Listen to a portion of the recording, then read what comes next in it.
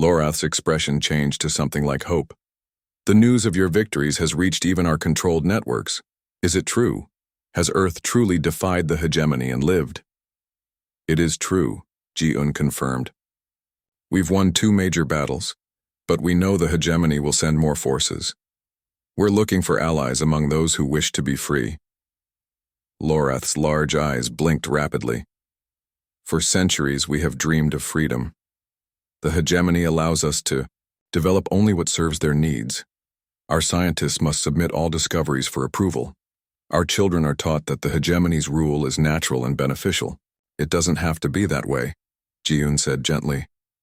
Earth wishes to build a coalition of free worlds, each species governing itself, working together as equals.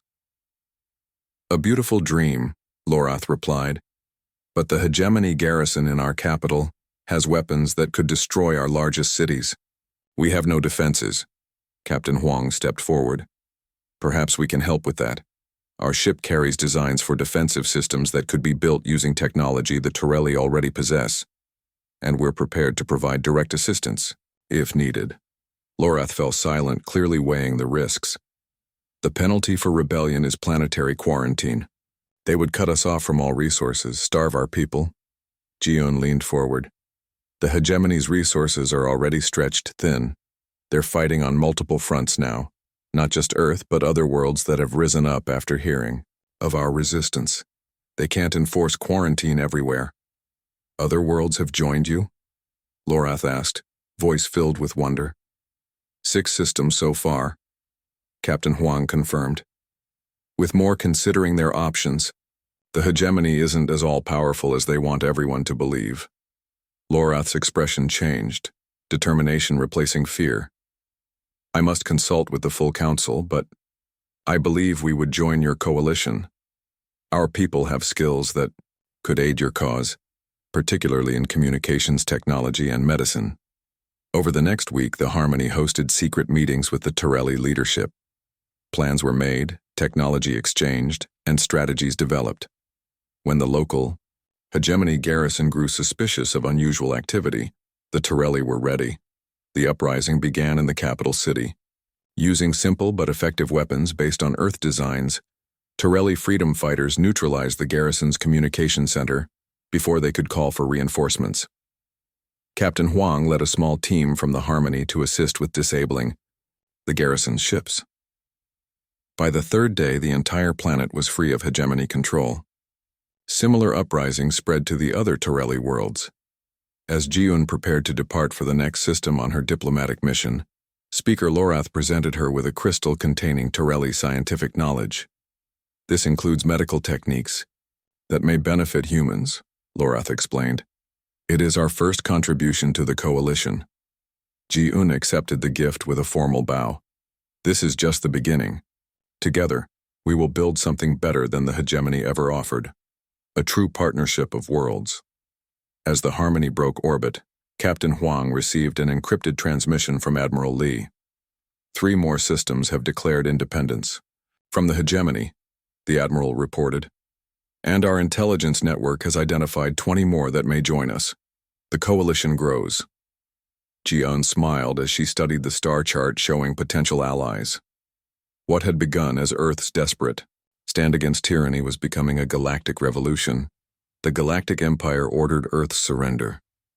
Humanity sent warships instead. The massive hegemony dreadnought emerged from hyperspace just beyond Earth's moon. It was not alone. Behind it came hundreds of warships, their hulls gleaming in the sunlight. This was the hegemony's response to humanity's defiance, a fleet large enough to end all resistance. Admiral Junho Lee watched from the command center beneath Mount Paektu. Earth's main fleet was scattered across 17 star systems, supporting rebellions and building the coalition. Only 20 ships remained to defend humanity's homeworld. They've arrived sooner than expected, said Defense Minister Sang-Min Park, his face grim. 342 vessels, including their Supreme Command ship. Admiral Lee nodded calmly. Right on schedule, then. Minister Park looked confused. Admiral? Contact Captain Hanul Kim on the orbital platform, Admiral Lee ordered. Tell her to activate the quantum relay. High above Earth, Captain Kim received the order and entered her authorization code. The massive structure that the hegemony believed was a defensive weapon platform suddenly pulsed with energy, not attacking the enemy fleet, but sending a signal faster than light across dozens of star systems. On the hegemony command ship, Supreme, Commander Thex prepared to address Earth one final time before the bombardment began. His species had ruled the galaxy for 10,000 years. This brief human rebellion would end today. Open a channel to their leaders, he ordered. Before his communications officer could comply, space around the hegemony fleet distorted. Hundreds of ships appeared in perfect formation, not just human vessels but ships of many designs. The coalition had arrived, multiple fold space events detected, shouted the hegemony tactical officer. We are surrounded. Supreme Commander Thex stared in disbelief at the tactical display. Vessels from over 30 different species now encircled his fleet, many of them former hegemony subjects. His communications screen activated without his command. Admiral Junho Lee appeared, flanked by representatives of a dozen alien species. Supreme Commander, Admiral Lee began, the hegemony's time of unchallenged rule has ended. Today you face not just Earth, but the United Worlds Coalition. Thex's outer membrane flushed with the color of rage. These rebellious actions will result in the destruction of all involved. The hegemony has ruled for 10,000 years. We cannot be overthrown by primitives. A reptilian being stepped forward beside Admiral Lee. I am Chancellor Varric of the Torelli. We have lived under your protection for centuries. We choose freedom. One by one, representatives of formerly subjugated worlds declared their independence.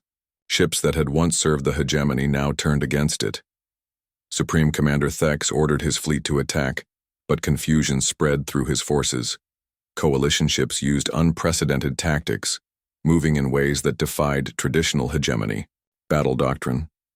More importantly, many hegemony crew members, themselves from conquered worlds, began refusing orders. Captain Hanul Kim led Earth's 20 ships directly toward the Supreme Command vessel. Her flagship, the UES Phoenix, had been designed specifically for this moment. While the battle raged around them, the Phoenix approached the heart of the hegemony fleet.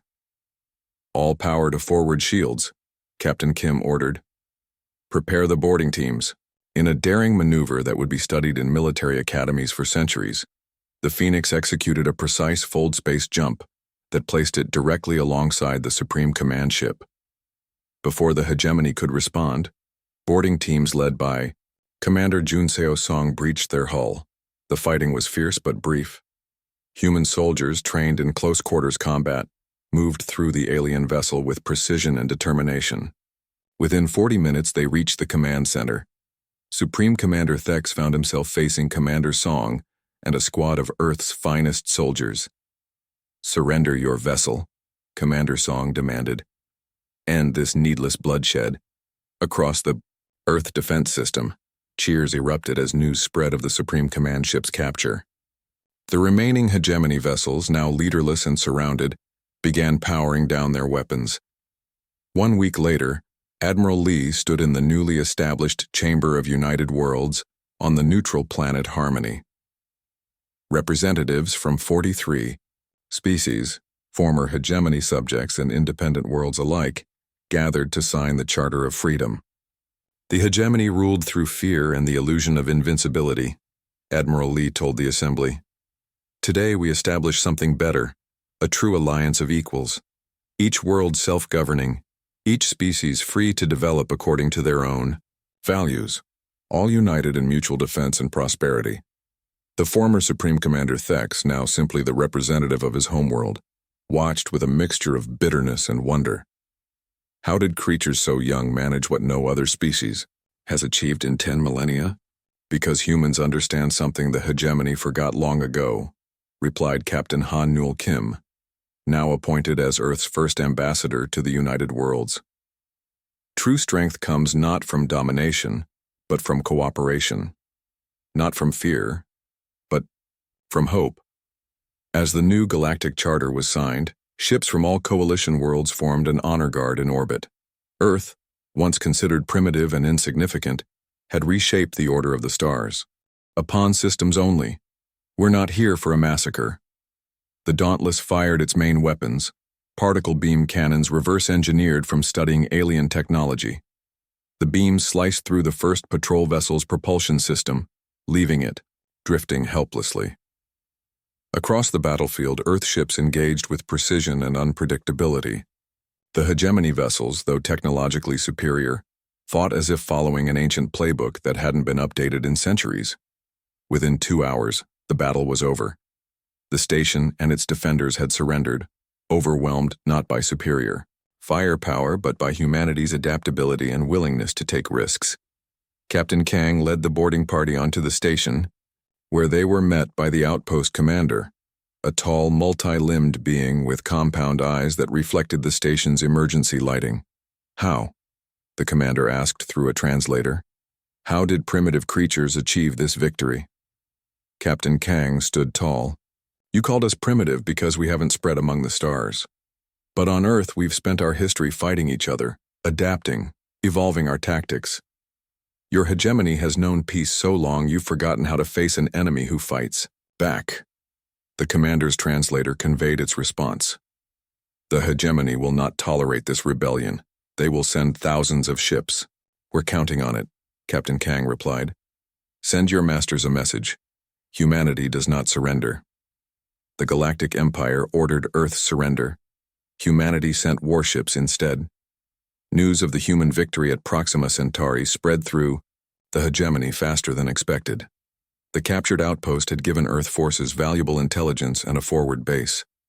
Admiral Junho Lee wasted no time preparing for what would come next. The hegemony will respond with overwhelming force, he told his captains during their secure briefing. They cannot allow this challenge to stand. Captain Sunmi Choi of the UES Thunderbolt studied the holographic display showing the hegemony's nearby military installations. Her ship had taken damage during the Proxima battle but remained combat-ready. Intelligence from the captured station indicates their primary response fleet is gathering at Barnard Star, she said. 6 days from now, they'll launch a counterattack, with over 300 vessels. Admiral Lee nodded gravely. We have 50 ships against their 300. Conventional tactics would call for a retreat. But we're not using conventional tactics, Captain Choi replied with a hint of a smile. Exactly. The Admiral expanded the holographic display. The hegemony expects us to defend our new position or retreat to Earth. They do not expect us to attack their gathering point directly. The plan was audacious.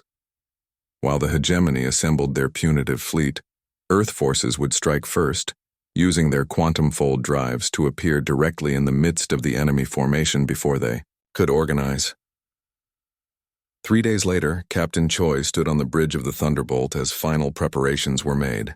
The crew worked with quiet efficiency, but she could sense their nervous energy. Many had families back on Earth. All knew the stakes. Engineering reports quantum fold drive at full capacity, announced her first officer, Tae-Jun Kim. All weapons, systems green. Captain Choi addressed her crew. Today we fight not just for our own world, but to prove that humanity deserves its place among the stars. The hegemony has ruled through fear for thousands of years. Today, we show them something. They've forgotten how to be afraid. At precisely Oro 700 hours, Earth Standard Time, the human fleet vanished from Proxima Centauri. Seconds later, they reappeared in the heart of the hegemony's gathering armada at Barnard Star. Multiple contacts, shouted Tactical Officer Yuna.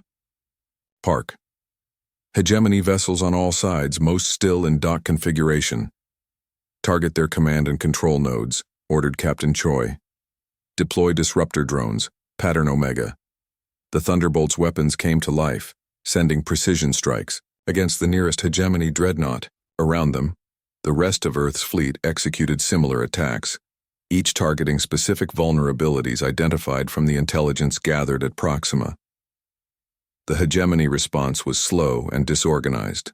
Their battle doctrine relied on formal deployments and precise formations, not close-quarters combat while ships were still preparing for departure. Their communications are in chaos, reported Communications Officer Do-Hyun Kong, monitoring intercepted transmissions. They're trying to follow standard protocols, but our presence inside their formation has disrupted their command structure. Captain Choi watched as the massive hegemony vessels attempted to maneuver in the crowded space. Some collided with their own allies in their haste to respond to the unexpected attack. They have numbers, but we have surprise and adaptability, she said. Execute attack pattern Delta. The Thunderbolt dove toward the space station at the center of the hegemony fleet. This was the command hub. If they could disable it, the enemy vessels would lose coordination entirely. Incoming fire, warned Officer Park as energy beams lanced toward them from multiple directions. The Thunderbolt rolled and changed course, evading most of the barrage. One hit struck their port shield, causing the ship to shudder. Shields at 80%, reported the damage control officer. No critical systems affected. Captain Choi gripped her command chair. Return fire. All forward batteries. Clear us a path to that station. The battle raged for hours. Humanity's smaller fleet darted between the lumbering hegemony ships, striking with precision and withdrawing before concentrated fire could lock onto them. It was like watching wolves take down a much larger prey, each attack small but precisely targeted. By the 6th hour, the tide had clearly turned. The hegemony command station was disabled, its communications array destroyed by a daring attack led by the UES Aurora. Without central coordination, the alien fleet fell into disarray. The hegemony flagship is powering down weapon systems, reported Officer Park, with disbelief in her voice. They're surrendering. A hush fell over the Thunderbolt's bridge. They had achieved what should have been impossible, defeating a hegemony fleet 6 times their size. Captain Choi opened a channel to Admiral Lee on the Aurora. Admiral, Thunderbolt reporting. The enemy flagship has surrendered. What are your orders? Admiral Lee's voice came through with static, but clear purpose. Secure the flagship. I want to send a message directly to the Hegemony Council. Hours later, Captain Choi stood beside the Admiral as he addressed the captured hegemony commander, a tall, multi-limbed being with skin like polished metal. Why do you fight when surrender would ensure your survival? The alien asked through its translator. Admiral, Lee's response was simple. Because humans would rather die on their feet than live on their knees. The Galactic Empire ordered Earth's surrender. Humanity sent warships. Instead, Ambassador Ji-un Bae had never expected to represent humanity to alien species. Before the hegemony's ultimatum, she had been a diplomatic negotiator specializing in conflict resolution. Now she stood on the bridge of the UES Harmony, a vessel retrofitted for diplomatic missions after the stunning victories at Proxima Centauri and Barnard's Star.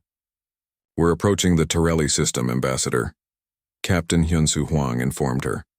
Our scans confirm 5 inhabited worlds, all under hegemony control. Ji-un nodded, adjusting her uniform. And our intelligence suggests they're not happy with that arrangement. Correct. The Torelli have been under hegemony rule for over 300 years. They're technically advanced, but have been forbidden from developing space travel or weapons. The Harmony entered orbit around the 3rd planet, a beautiful blue-green world with 2 small moons. Unlike Earth's previous encounters with the hegemony, this was not a military mission. The ship carried minimal weapons, focusing instead on diplomatic capabilities. We're receiving a transmission, said Communications Officer Min-ji Kwan. It's from the surface, but encoded to avoid hegemony monitoring. Ji-un straightened her posture. Put it through. The screen flickered to life, showing a being with features that reminded Ji-un of Earth's dolphins, though with arms and a more humanoid torso. The creature's eyes were large and expressive. Greetings, vessel from Earth, the alien said through the translator. I am Speaker Lorath of the Torelli Council. We must speak quickly before the hegemony monitors detect this communication. I am Ambassador Ji-un Bae of Earth. We come seeking friendship and alliance. The Galactic Empire ordered Earth's surrender. Humanity sent warships instead. The morning sky over Seoul glowed with unusual light patterns. Military bases worldwide reported the same phenomenon. This was not a natural event. Admiral Jun Ho, Lee stood on the command deck of Earth's Defense Headquarters, watching as technicians scrambled to analyze the signals. Sir, "We're receiving a transmission. It's not from any Earth source," said Communications Officer Hana Kim. "Put it through," ordered Admiral Lee, his weathered face betraying no emotion despite the gravity of the moment. The main screen flickered, then displayed a being unlike anything humans had ever seen. It had pale blue skin stretched over an elongated skull, and 6 eyes arranged in a circular pattern. When it spoke, its words were translated into all Earth languages, simultaneously. "People of Earth, I am Grand Envoy Thex of the Galactic Hegemony. Our empire spans 10,000 star systems. We have watched your development for centuries. The time has come for your world to join our collective." Admiral Lee stepped forward. "We are honored by your contact. What does joining your hegemony entail?" The alien's mouth formed what might have been a smile. "Your civilization will be preserved under our guidance. Your resources will serve the greater good of all hegemony worlds. Your military forces will be disbanded as they are no longer needed. We offer protection." The room fell silent. The implications were clear. This wasn't an invitation. It was a demand for surrender. "How long do we have to consider this offer?" asked Admiral Lee, choosing his words carefully. 30 Earth days. We are generous. Prepare your leaders for the integration ceremony. Resistance would be unfortunate." The transmission ended abruptly. Admiral Lee turned to his senior staff, his face now showing the concern he had hidden moments before. "Get me the Security Council, now." Within hours, world leaders gathered virtually. Reports confirmed similar messages had been received by every major government. Satellites had detected massive objects entering the outer solar system. Alien, ships of incredible size. "They expect us to just give up? To hand over our planet?" asked President Minji Park of the United Federation. "Their technology is clearly advanced beyond ours," reminded Chancellor Tae-ho Kang of the European Alliance. "Perhaps we should negotiate terms." Admiral Lee, invited to provide military assessment, spoke firmly. "With respect, negotiation from a position of weakness rarely ends well. For years we've detected strange signals and prepared quietly for this possibility." The Admiral activated a classified display showing hidden facilities across Earth and the Moon. "Project Aurora has been developing defensive and offensive capabilities for 15 years. We have ships and weapons the hegemony doesn't know about." Gasps filled the virtual meeting room as images appeared of sleek warships hidden in underwater hangars and lunar caves. "You built a secret space fleet?" asked President Park, stunned. "A contingency. 50 vessels with experimental drive systems and weapons based on theories we've developed by studying anomalous signals from space. We've been preparing while pretending to focus only on Mars colonization." Defense Minister Soo Jin Choi leaned forward. "Even if these ships work as designed, we're talking about 50 against what might be thousands." Admiral Lee nodded. "Yes, the odds are poor. But surrender guarantees we become nothing more than a resource colony. At least fighting gives us a chance." The debate raged for days. Scientists analyzed the alien message for weaknesses. Psychologists suggested the hegemony expected immediate compliance based on their tone and approach. "They don't respect us," Admiral Lee told the final emergency session on day 7. "That may be our only advantage. They expect surrender documents, not resistance." After 20 hours of debate, Earth voted, not unanimously, but decisively. Humanity would not surrender. Over the next 3 weeks, Earth appeared to be preparing for integration. Official channels sent messages of compliance. Meanwhile, the secret fleet prepared for launch. Crews said goodbye to families without explaining where they were going. Captain Ji-ho Yoon kissed his wife and daughter one last time before boarding the flagship Aurora. "I'll be back," he promised, not knowing if it was true. On day 29, when the Hegemony envoy ship entered Earth orbit to witness humanity's formal surrender, they found not documents, but a fleet of warships rising from oceans and the far side of the moon. Admiral Lee transmitted a simple message. "The people of Earth extend greetings as equals or nothing at all.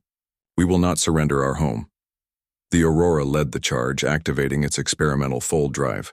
Instead of defending Earth, The human fleet launched directly toward hegemony space in a move so unexpected that the envoy ship barely had time to send warning before the Earth vessels vanished into the darkness between stars. The first interstellar war involving humanity had begun, and humanity had fired the first shot.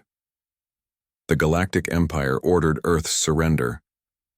Humanity sent warships.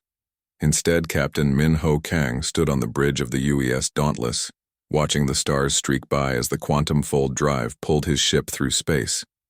The experimental technology had worked better than expected.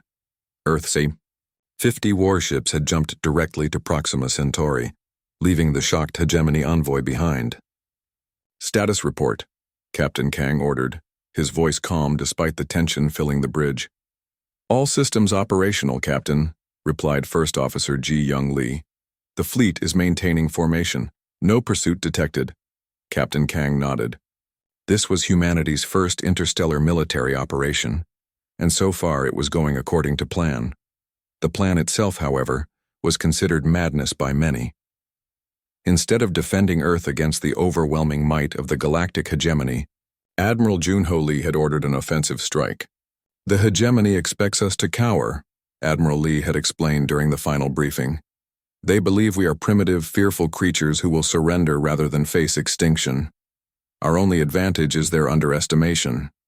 The fleet's target was a major hegemony outpost orbiting Proxima Centauri b, the closest exoplanet to Earth. Intelligence gathered from decades of covert observation suggested it was primarily a monitoring station with minimal defenses. "Approaching target coordinates," announced Navigation Officer Soo-Jin Yoon.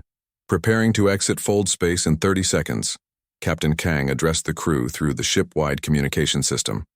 "All hands, battle stations. Remember your training. Today we fight not just for Earth, but to show the galaxy that humanity will not bow to tyranny." The Dauntless shuddered as it returned to normal space. The view screen showed a massive orbital structure circling a rust-colored planet. It was 3 times larger than Earth's largest space station, with spires and docking bays extending in all directions. "Hegemony station detected," reported Tactical Officer Jin Woo Park. "They're scrambling response vessels.